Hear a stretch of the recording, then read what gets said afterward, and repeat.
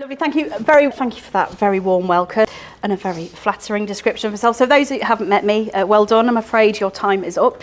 You are now once in a room with me. So yes, I work for the Federation of Small Businesses now, so I'm a small business campaigner. So I have the great pleasure and privilege of harassing the political class of this county to get them to make certain decisions, funding schemes, programmes that will work, economic conditions that will hopefully work for the small businesses and the self-employed, so all of you. It's a great pleasure to do that. But my own background is in marketing and communication, spent 20 years doing that, using all of those skills in public affairs. But originally I trained in something quite dirty. I was a journalist. I trained to be a journalist originally. You were worried then, weren't you? You wondered what I was going to say. I originally trained as a journalist. Again, because you use all of those same skills about how to communicate. Don't know if this is quite a great case study of that, if I'm honest, but about how to communicate, how to nail a message, how to know your audience, how to resonate with them. So it gives me great pleasure to be able to question people. I love questioning people and getting them. I'm not quite going to do a Paxman, I don't think. I'm not intending on asking like the same question 43 times, unless they really don't answer it. So let's strap in. So we do want some questions from you today, please. I know audience participation is like the worst thing you can say to a room full of English people, but you've had a morning full of inspiration from everyone that you've heard from so far, whether you know or don't know any of these beautiful young people that we've got here. Take advantage of the next hour, get to know them, get to understand what they do, what they know that maybe you want to know, or actually put them under some pressure, shall we? Should we have some fun with them? Put them under a bit of pressure, because we want to talk all things marketing, and these are the ones that definitely know about that. So I've got some questions for them, but I certainly want to take some from you. But to get it all massaged, I'll get you working along. I'm going to ask a few first of all. Now, you won't have escaped your attention where we are politically and economically. It's been tough times for longer than is probably acceptable, longer than any of us were prepared for.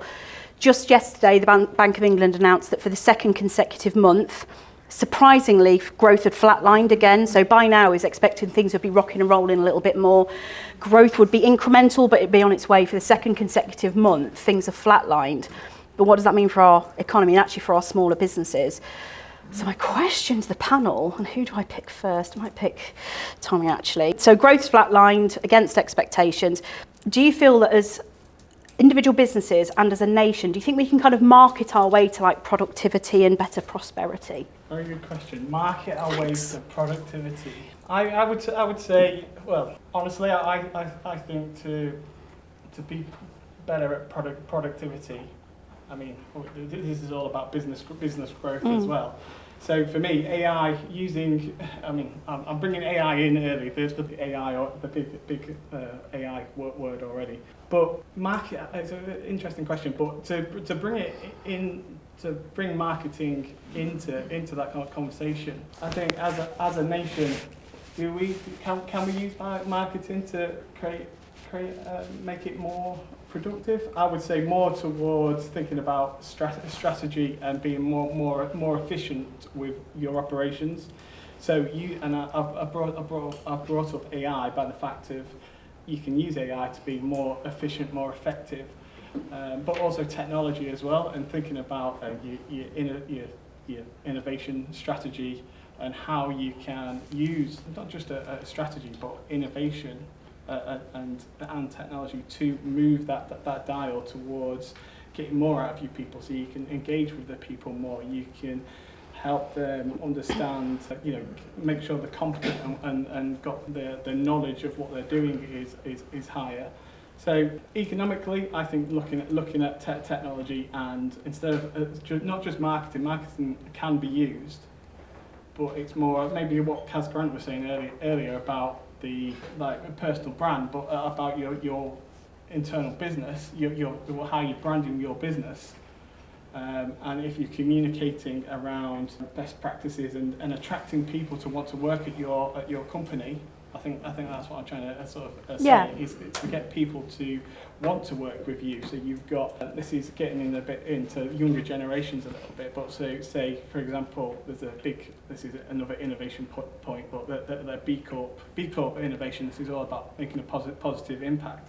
And if you can market your business, not actually, well, it's not just about marketing, but actually doing the right thing as well, and not just saying that you're doing the right thing, but actually do the right thing and attract the high caliber people towards your organisation, then yes, on that marketing piece, Yeah. you can put people. If you get them to bring their best stuff, their A game. Yeah. Eleanor, any thoughts on that? Well, yeah, I think we can all agree that it's not particularly a good time. Generally, what a time to be alive. Yeah, what a time to be Not alive. the best time. Just but this panel. Not a good time right now. But yeah, so one of the things that I found really interesting is that a lot of the times when companies are struggling, marketing does seem to be one of the things that they cut back on first. Absolutely, that and training, absolutely. Yeah, exactly. Yep. And a lot of people don't realise that while that is the case, like it does actually present a really good opportunity for other forward-thinking businesses. So if a lot of businesses in your industry are dialing back on their marketing because of the difficult times that we're in, it's the perfect time for you and your business to invest in your marketing because you've got less of a competition with engagement and interest and things like that.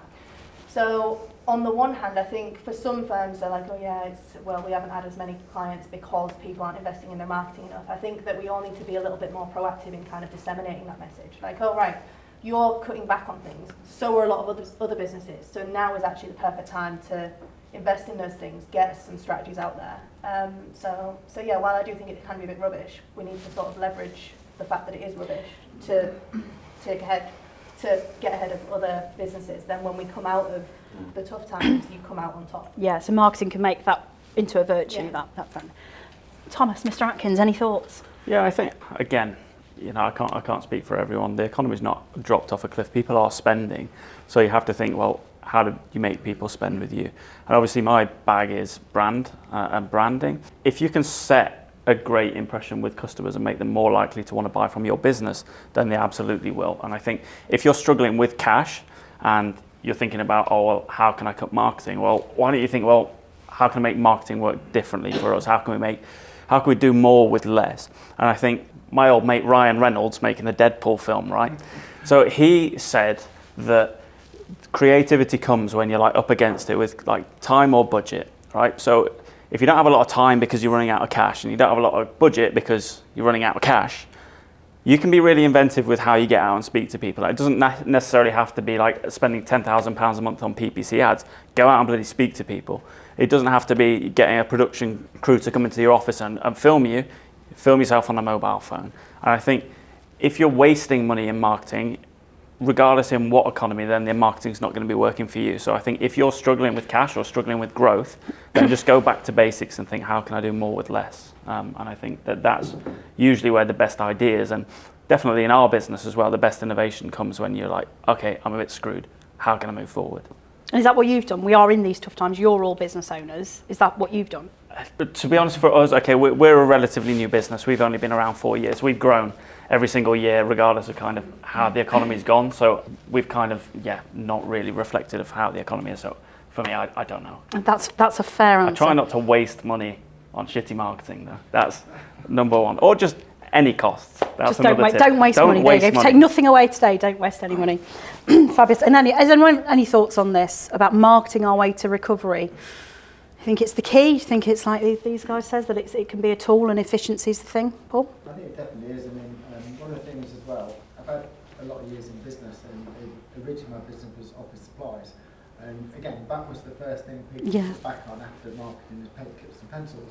So we always felt it was in the really tough market, and I'd go to like meetings equivalent to this with office supplies principals from all around the country.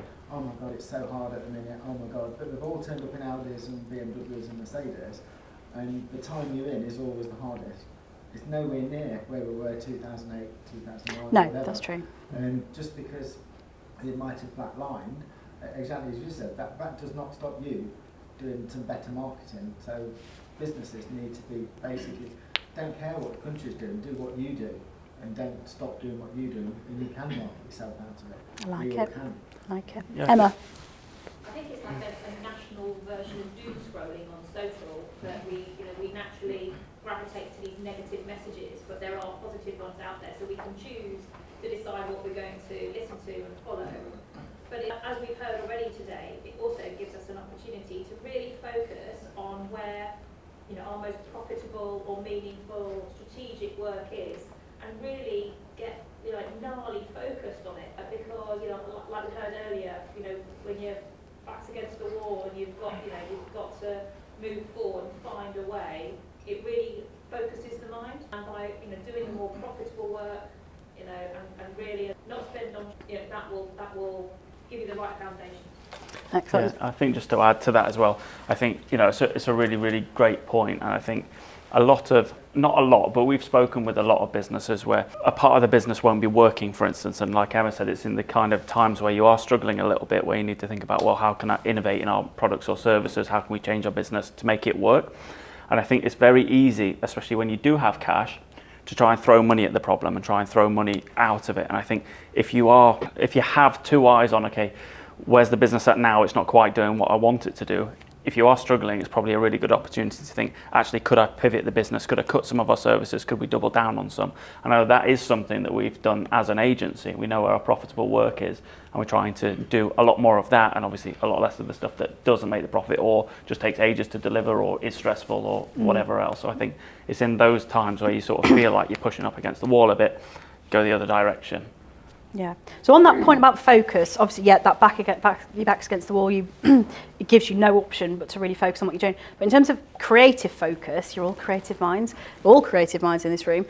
How do you actually physically focus on running your business, on getting the creative work done, on keeping your clients happy? I don't know, have you got any keys, any secrets to success on focus? On focus. So I used to be terrible at time management. Like absolutely atrocious, and I realised that was probably one of the things that was holding me back in my business. Like I always left things to kind of like last minute, and I'd end up like really like sending things like dead on the deadline rather than what I would hope to do would be like a few days before. And I found it really useful, but it works for different people, like with time tracking and showing myself exactly how much time I'm spending on a project. And I think things like that and things that hold you accountable, and when you can see something that's on a screen like, oh, you've spent this amount of time on this project, and I think, well, actually, if I'd have really nailed down and focused on it, then I would have spent this amount of time on it, which then leaves me extra amounts of time to be spending on, for instance, posting on LinkedIn or doing other things like that. So if there's something that you really struggle with, the main thing that I would say, and like it feeds into focus, is to just track whatever you're doing, and then you've actually got some data to look back at to then make sure that you've got something to go off, really. You see where you're losing the time and things like that. Yeah. Tom, have you any tips for focus? I think around being to almost get laser focused, it's set one or two priorities, and what I mean by I try to do it almost like family and business, and just sort of focus on I'm either doing the family or the business, but I'm human. I'm not perfect, and I do try to say in the mornings and the night before almost digest what I've gone through in the day, and set a plan for the next day. These are my priorities, and list one to three. Usually they're the priorities for the next day. I don't always do that, and I did at one point try to market, like sort of make myself accountable by actually creating Instagram posts of this is with a picture of a cup of coffee. This is what I'm doing. This is what I'm doing tomorrow, and almost have a review the next day of did I achieve that or did I not achieve that. But yeah, I think it's to stay focused. I think you can't just go day to day and just turn up and think, oh, I'm just going to work on that.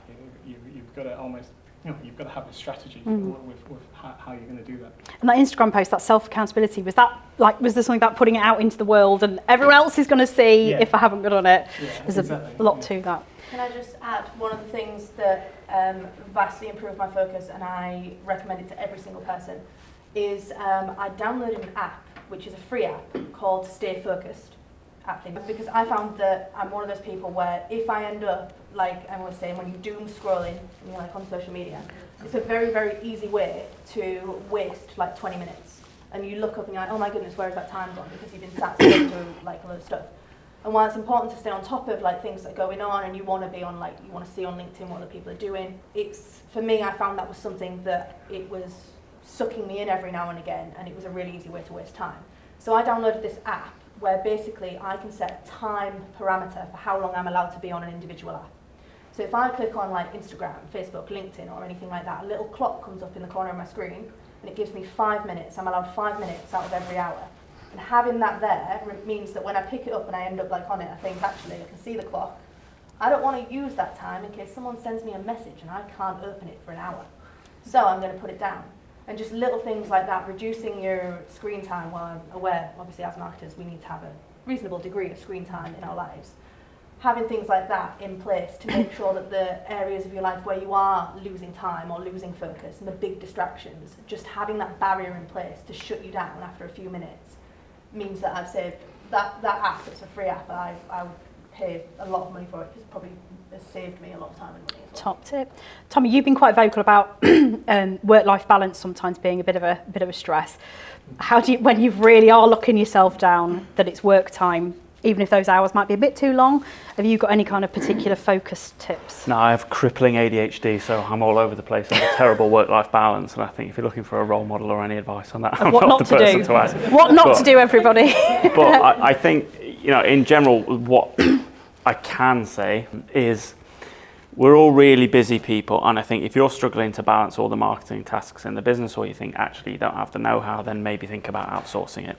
I think it's a question of, okay, do you have the cash? Do you have the time? And I think as business owners, especially like smallish but growing businesses, you have to constantly weigh up, well, how much cash do you have? How much time do you have? And then keep kind of trading them in for each other. So if you have loads of cash but not much time, then obviously you need to pay for some extra support to bring you some time back. But then if you have absolutely loads of time and no cash, then don't think about paying anyone else. Figure out in this time how to do it yourself, and then just be aware of that. It's an ever-changing thing, and it affects all aspects of your business. But just something to be mindful of is, if you're really, really, really struggling, maybe just don't pay someone else. And even you can manage it. Even I can manage it. Yesterday, so next week FSB is 50, so we're having loads of different events about, celebrating entrepreneurs and that spirit and trying to get to the bottom of what makes small business leaders so special. And there's lots of things that makes you so special. But one of the things we talked about, and Tommy was a speaker there, Sam, not sure if she's still in the room, she was a speaker as well, all telling their stories about how they've started their business, how they've grown them, how they deal with all of the things that get thrown at them. And one of the traits that sort of became most apparent through not just the presentation but the discussion was one of resilience, and not just tenacity but resilience to kind of keep going, finding opportunities, just keep going. So that was identified as kind of like one of the top traits of a small business leader or an entrepreneur, is that they just keep going. But for the panel, what other traits do you think a marketing business leader cannot fail to be without, Tommy? Batshit crazy. Excellent start. There was a bit of a theme yesterday. I think even in the summation we had 4 speakers and I was like, you people are insane. The things you will do, the hours you will work, you people are not right. But Yeah, I think it's kind of that drive, isn't it, where you have to make a lot of sacrifices, time commitments, and a lot of the things, I think when you add them up and the pros and cons list, and that's something we did speak about yesterday at the event, was there'd probably be way more cons than there are pros. And I think it's kind of that understanding that there are way more cons than there are pros, but the fact that you still want to keep going anyway and push through that, you've just got to be nuts. Just got to be nuts.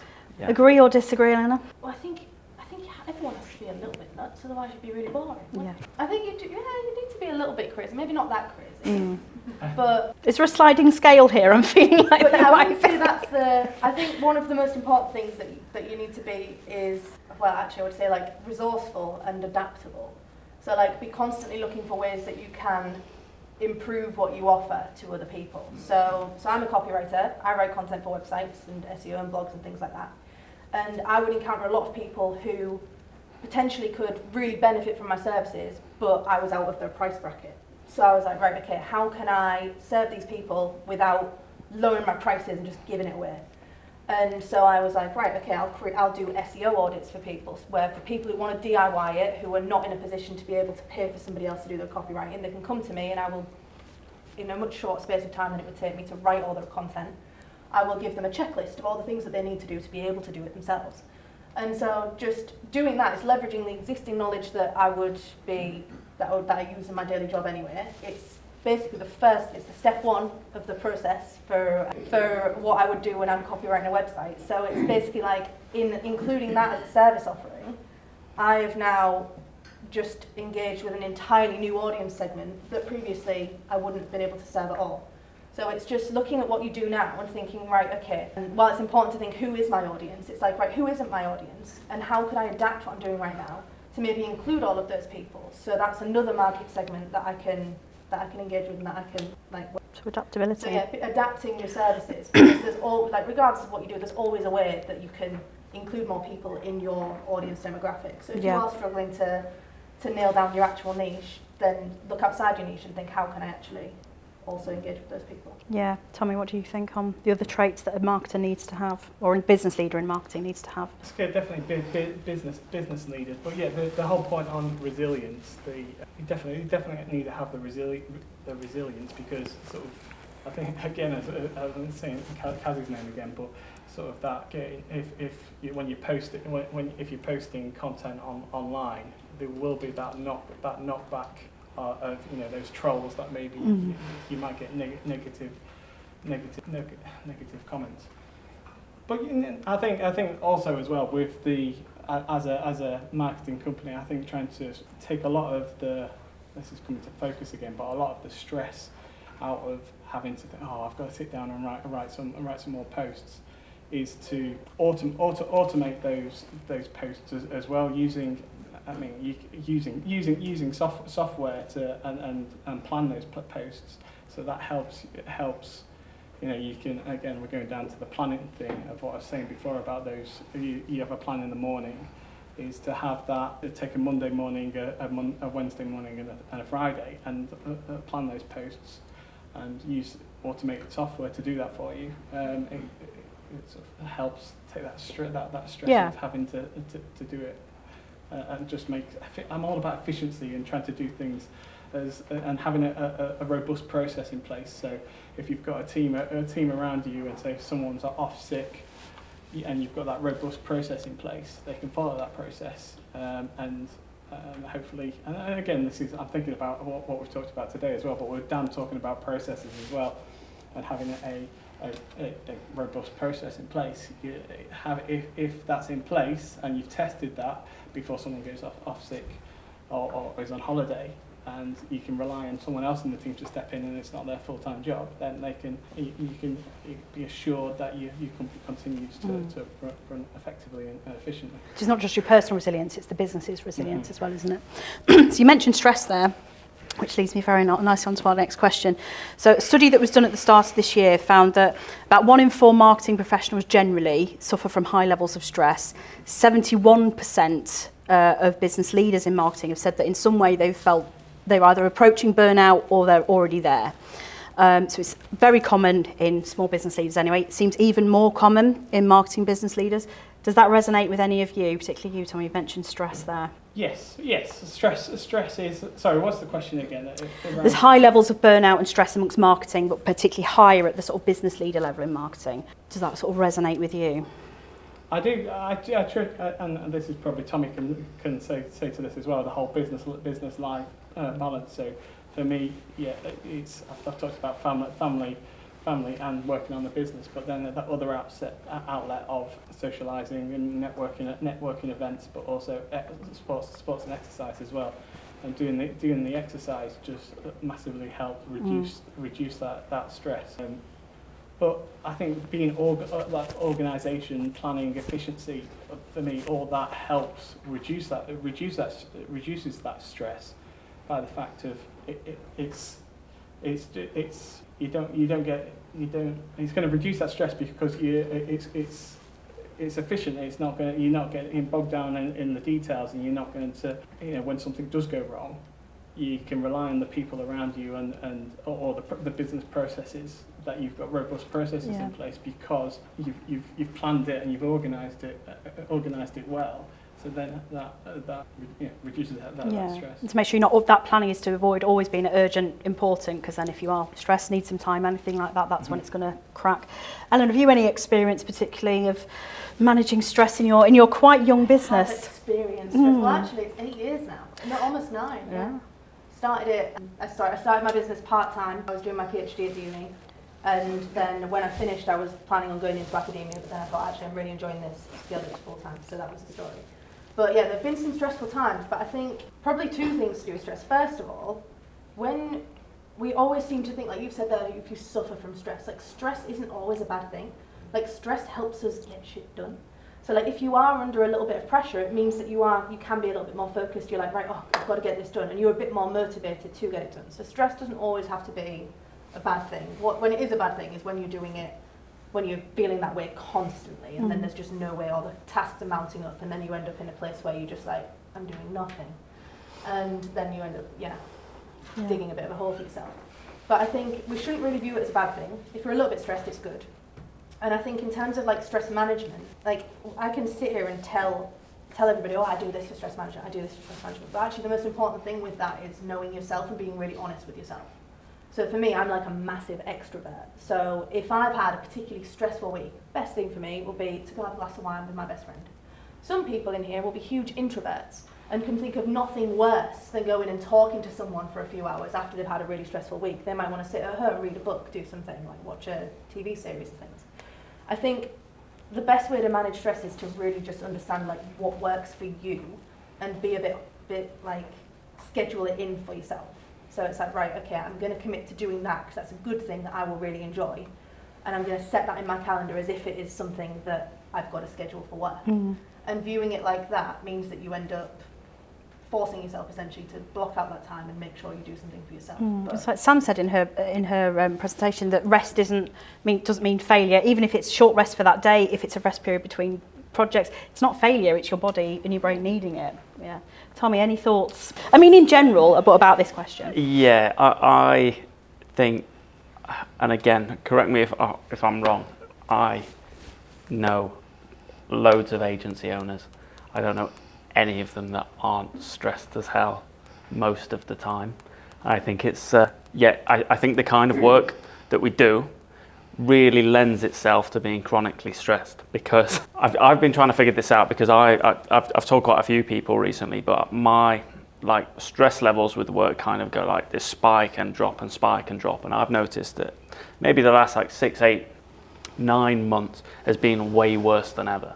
And I think I've spoken to people about it, and I've come to the realization that it is the work, I think, because a lot of this is kind of conveyor belty kind of stuff, as I call it. So for instance, if you think social media, everybody knows if you're going to start posting on social media that you need to be consistent, right? So as soon as you start social media, it's not just like once a week. It's, okay, how many times a week is that? And that's every week, full stop, forever, if you're going to do it right. And then, for instance, for us, if we then go out and we sell, let's say, a website, and the website takes 6 weeks to sell, then we've gone out and sold a project, and now we know that we're going to be working for the next 6 weeks on that, plus doing the social media, plus social media for clients, and the work is very conveyor belty, and I think that is the biggest issue when it comes to causing stress for people that are running the businesses, but also in the job, because, you know, the kind of saying of, you know, crap rolls downhill. If all the social posts have got to be done by X person, then they're going to be hounded to make sure that that's all done. And I think that's potentially the issue. I think the other issue probably is people don't really talk about it a lot, because in the agency space in particular, and again, none of them in here, but there's a lot of crazy egos where people think they need to be seen as like super serious, like mega successful business people. And I think that the more that's your kind of mentality, and you don't want to share any like weakness or flaws, or, you know, just admit that actually, you know, I do find this really tough, then you're not going to talk about it and you're not going to make the change. And it's just kind of the opposite of an echo chamber of your own stress, really. Yeah. Hence the question. Hence the question. Emma. Thanks for boosting our mental health. You're welcome. We're going to come on some exciting stuff. Emma. I think there's something inherent in certain industries where, so in marketing, any marketer that gives a client a guarantee of a result is talking total twaddle. So we do our very best to do stuff, but ultimately clients are like, well, I need this money and I'm expecting these results. And so the very nature of the work, I think, accelerates or can accelerate the stress level, because particularly when you're doing all the things, having done the thing, but you've done all the things and you're not getting the results, and that might lead to an algorithm change, right, that's just happened and it's just tanked a campaign. And that is really hard to then feed that back to a client, and it sounds like my dog ate my homework, right? But that is just the reality of it. Whereas if you're making a thing, and yes, there's, you know, we heard about the supply chain issues and so on, but there's an element of difference there, I think. We can't give a guarantee, and that element adds, for me, like, adds an extra layer of stress. Good point. Anyone else got any thoughts on this before we move on to something a bit more exciting? So I'll maybe just add a little bit of a non-marketing piece. The thing that people forget is when you don't sleep, you lose the ability. When you're asleep, you're making memories and you are learning, believe it or not, while your brain and your neurons are regenerating. So when you're in front of a laptop or whatever and you're working and you're not sleeping, your brain's not generating memories, so you keep forgetting. That then raises your stress. The more your stress raises, the higher your cortisol levels get. The higher your cortisol levels get, that's when you start getting cancer or you start getting flu, or so it's this vicious circle. So you've got to just stop sometimes and make sure you're sleeping 9 hours a night. So all of you in bed at 9 o'clock tonight, apart from those at the awards, yeah? Yeah, they're here. Yeah, we'll finish later. That's 9 o'clock tomorrow morning for them. You speak for yourself, David Harrison. I just add to your point that you're talking about. Sort of, this is going back two years ago, and I got to a point where this was before I started out on my own business, and I was working for a big corporation. But I got like alopecia in my there's just white spots in my beard that.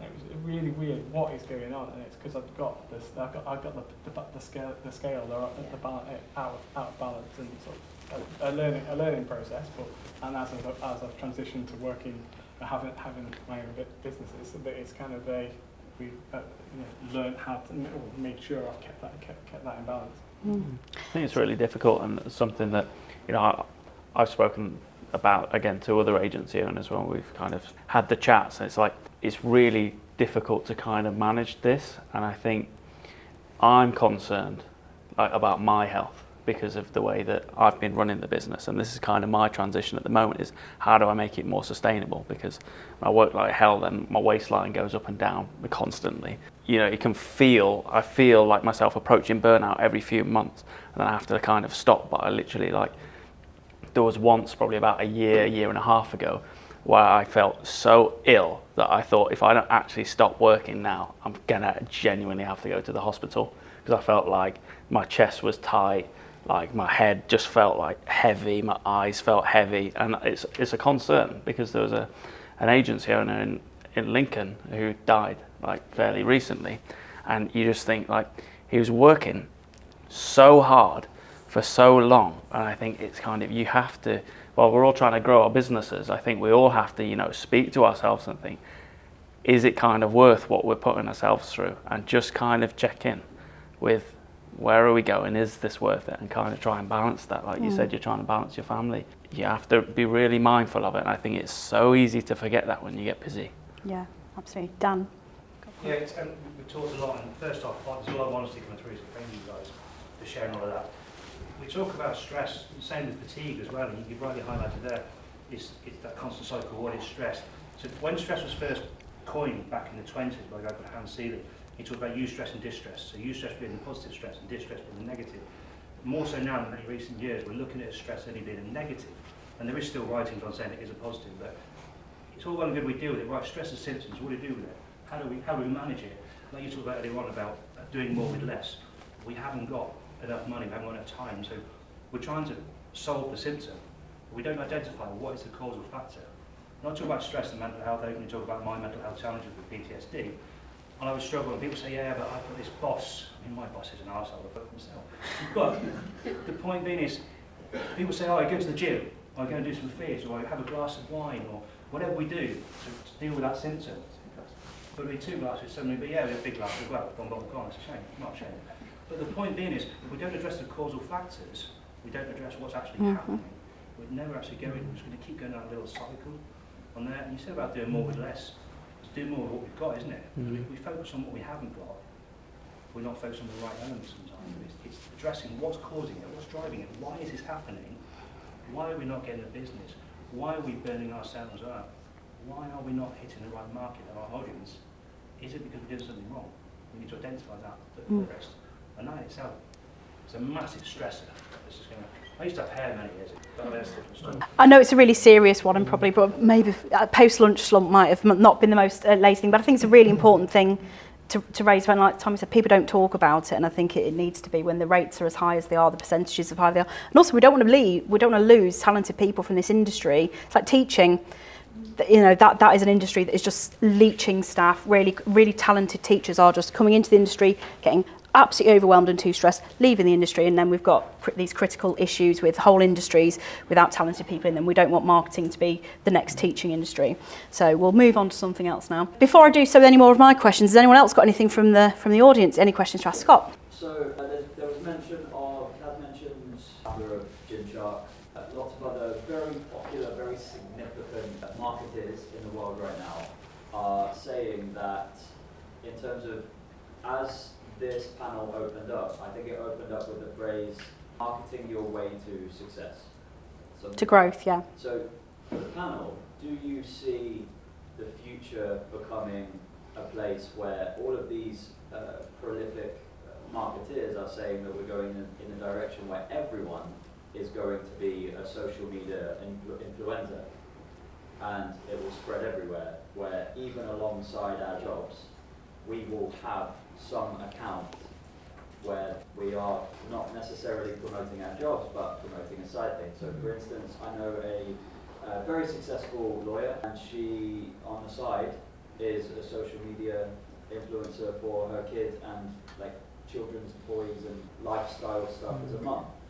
So do you see that becoming a big part of blurring the line between work? I'll tackle that one to start with. Yeah, so I'm a big fan of, I don't know if you know Daniel Priestley. He talks about being the key person of influence, and that Ben from Gymshark is clearly the key person of influence. He sort of, and that has merged business and personal. But for me, being as a business leader, you do need to be that key person of influence. You need to show to the world your personal profile, but then at the same time almost shining the light on your company, your suppliers, your customers, and yeah, making sure that does merge. So I have to say yes. Anna. I have a bit of a different opinion on this. So anyone who adds me on LinkedIn, I do not post very often at all, like not enough.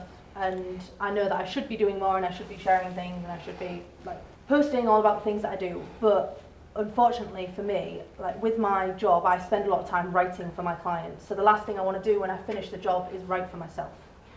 So I don't particularly post on LinkedIn. I think you're lucky if I do 3 or 4 a month. And I see a lot of other copywriters who are out there, and they'll be posting like every single day, and I'm like, oh, I should be doing that.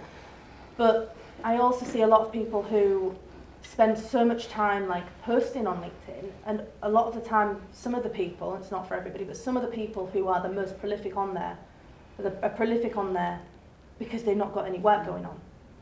So sometimes if you are busy, you don't have time to do that, and that's fine, because I think while having that social media presence is important, and I'm sure a lot, like these people get a lot of inquiries if they're posting every single day, the thing that I think is more important is doing a good job.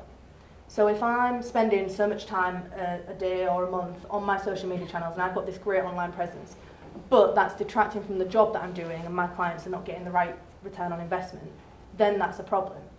Whereas for me, if I can spend more time working on my clients, that word of mouth of, my conversion rate on my website has gone up from 2 to 10%.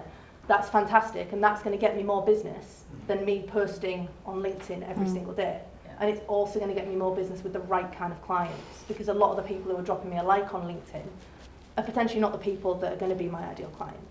So I think while having a social media presence is important, and I do think, as you say, Scott, like a lot more people will be doing those things.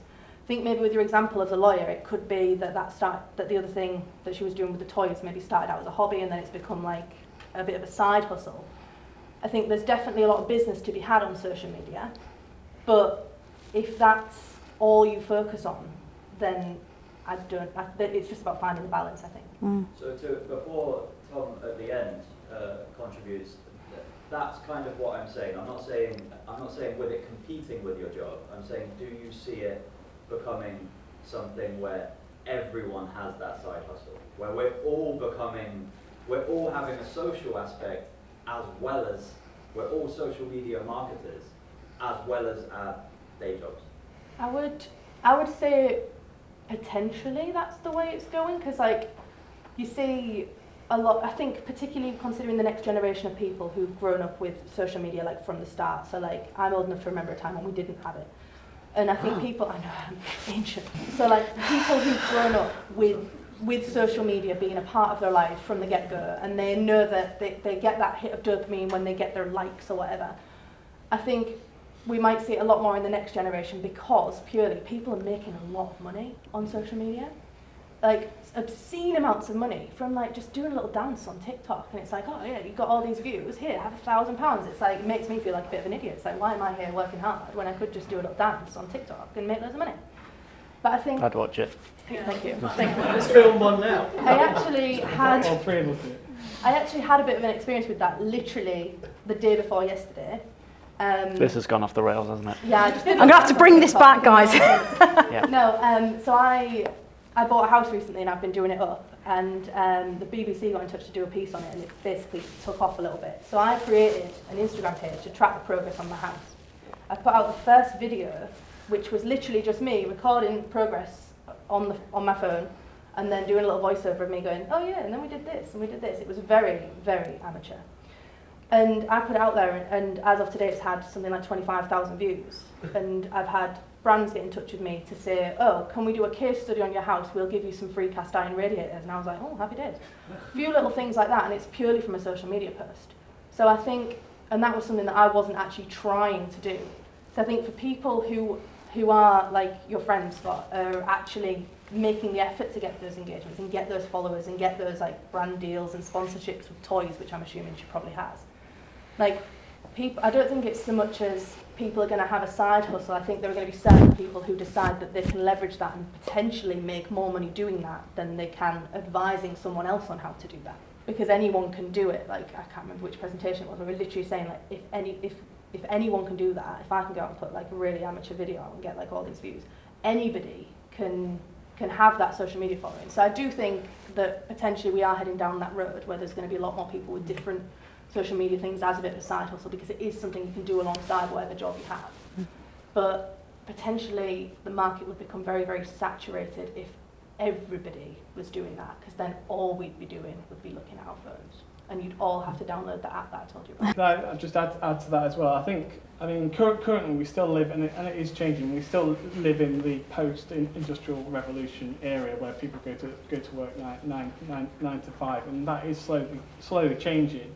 But I kind of see it as we go forward more in time, more and more people will, especially the younger generations, won't necessarily want to work for employer, and will be sort of be their own one man band, and you will need to do your own promotion as we move towards more of an entrepreneurial revolution. I think that's the direction of, not everyone will be doing it, but I think more and more people will be needed to self-promote and do that social media. Any thoughts from you? You've got to swap the perspective over rather than put your, like Kaz was saying, put your spin that you want to be seen as this person who isn't on social media a lot because you're working, and show the impact of that so they buy into you as the worker, so the people that follow you, or when you do put something on LinkedIn, it's important.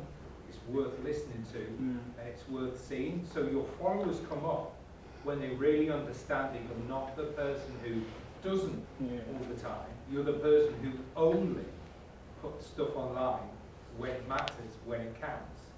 And therefore, because I'm busy doing X, Y, and Z for a client A, B, and C, and this is the result. They're seeing next month on my next post, or maybe seeing a couple of months. So, make your product the person who doesn't act like everybody else. That's literally what I do. I don't post things for the sake of posting. If I have something important to say, I'll say it, or if I have some great client feedback, I'll share it. But I don't post besides that. So yeah, that's literally what I'm doing.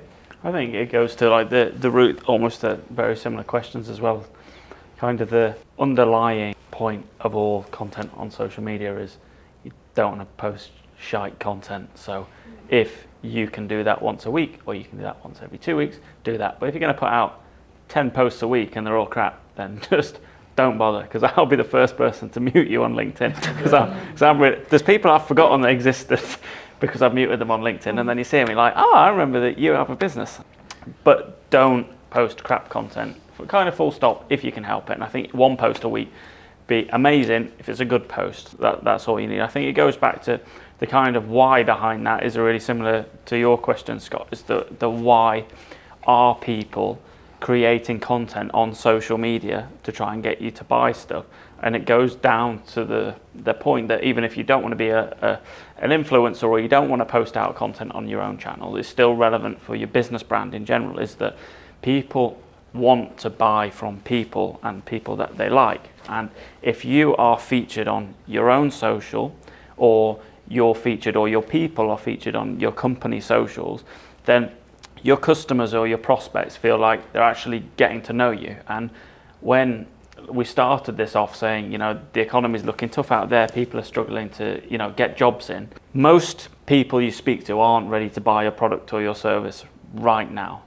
So if they feel like they've got to know you and your business, then one day when they do have a need for that, and they feel like they like you because they've seen your content and it's not been crap, they're way more likely to come back to you. And all of this, regardless of whether it's, the Instagram posting or whatever it is to sell the toys, or it's you and your business promoting your own products or services, or it's, us as a company showing our people, all of this goes back down to sales. And who are the people? Do people feel like they know us and like us, and we're not for everyone, and you won't be too. But that's why it works, is because people want to buy from people, not big boring brands.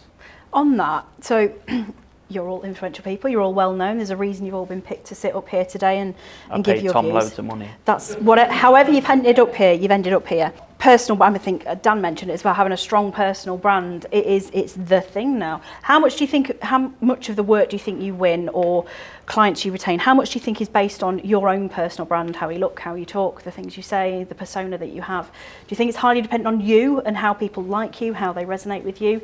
Is it the work? Is it a mixture of that?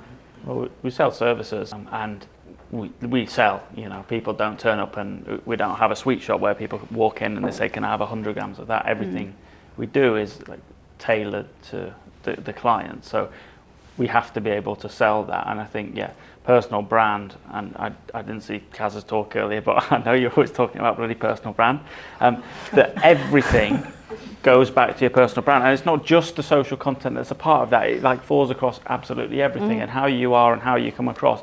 You won't be for everybody, but even in sales, that comes across. So I would say 100% of all of the work that comes in is because people like what I have to say in the business, because I'm doing the sales. But that's not why customers keep coming back or stay with us. That's because we do a good product. And I think that's the theme that came up earlier as well, is you can't market yourself out of a bad product or service. You have to have a good product or service. And you said this as well, is that, you get a lot of referrals in because your work is good, and that's more powerful than the marketing. And I think that's kind of full stop, really. You can't market or brand your way out of a crappy product or service. So 100% to win it. There is the point where I could probably be doing a lot better if I was marketing more as well as also doing a good job, but I just don't have the time. Maybe I should outsource it. But then that would feel a bit inauthentic as a copywriter, getting someone else to write my ads. Have you any thoughts particularly on personal brand, about how, are you conscious of it? I mean, I don't know if it's, as a woman, do you think it's different how you need to put yourself across in business? Are you conscious of that? I am conscious of it because it's a big topic of discussion, like we were talking about earlier, my office is based at Mosaic in town, which is a digital industries workspace. And I am the only female business owner in the whole building.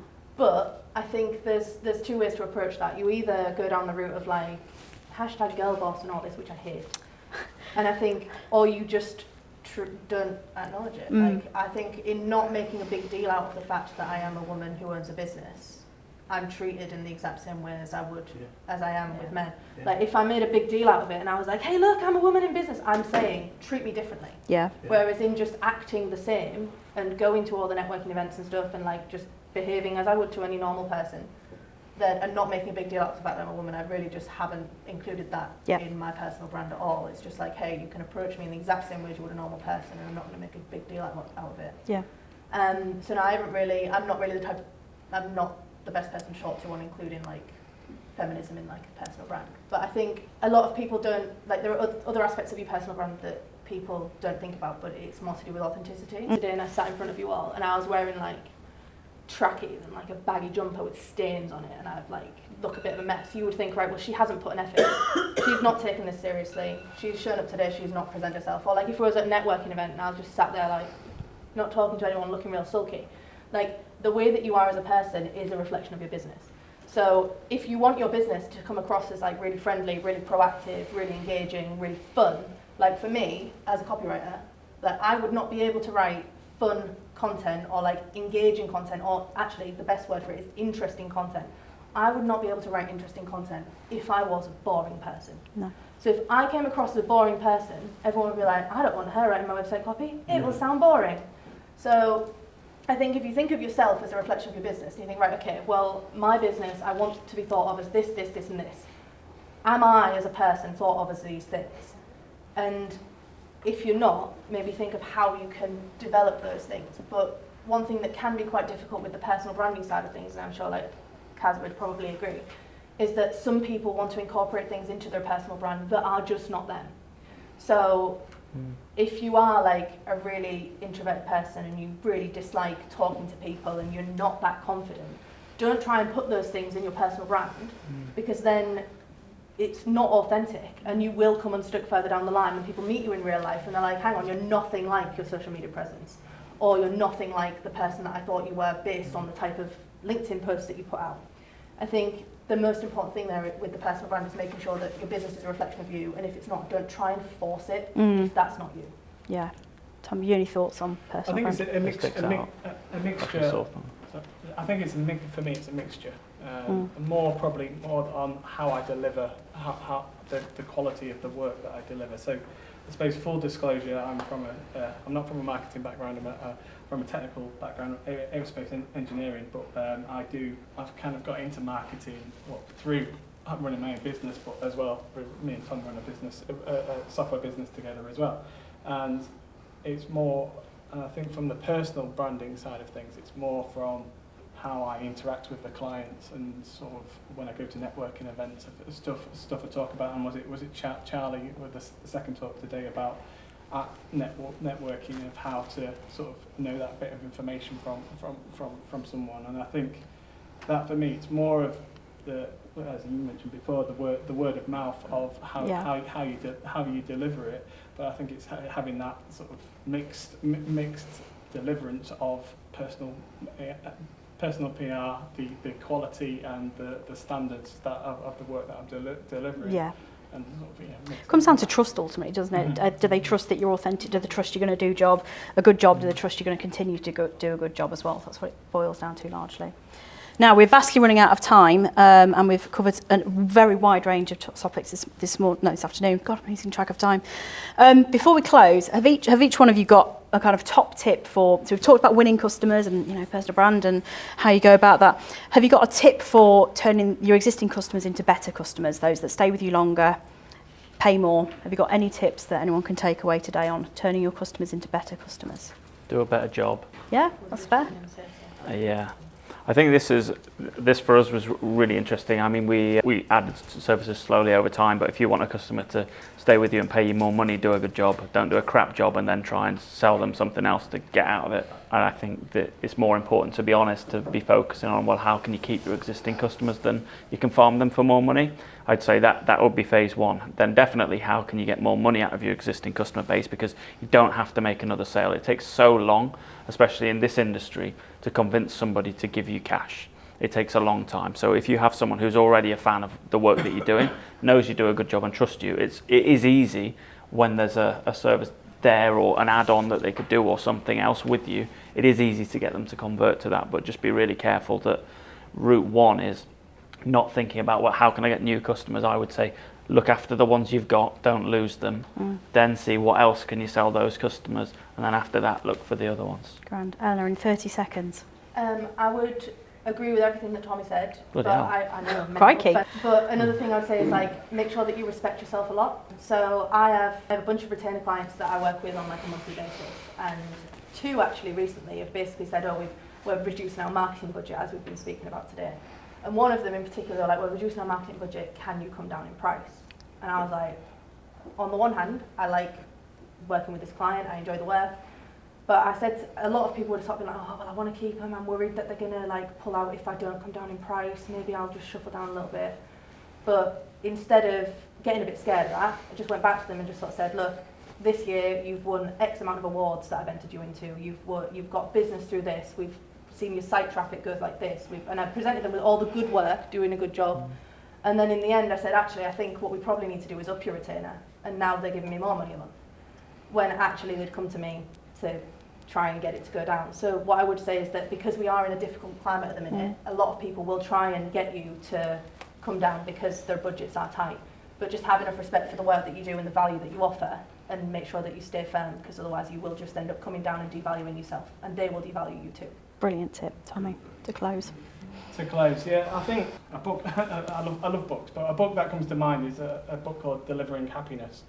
Tony, I forget the last name, but he run a shoe company in America that's selling online shoes, and ultimately, probably, I don't know, 10 years ago, Amazon bought them because of the level of customer service that they brought, and they trained everyone in their company to almost, they're not even customer facing, but to, you know, if they picked up a phone and answered it, and a customer might be on the phone, and they were trained to take if it was a customer complaint, every opportunity to turn that around and make it into a positive thing. Yes, it was a negative thing, but they went above and beyond to make that customer go, oh wow, that you know, you did a really good job. Hence why Amazon bought them. So I think it's sort of understand your customer well, and then I always try to go above and beyond of delivering something above their expectations, that you go, oh, they go, oh wow, and it gives you that wow factor. Excellent. That's your closing it. Wow factor. Respect yourself. Do a good job. They're the top tips that you can take away today. Thank you very much to our panels. We've got Tom Findlay, Eleanor Bryan, and Tommy Atkins. So we'll give them a huge round of applause.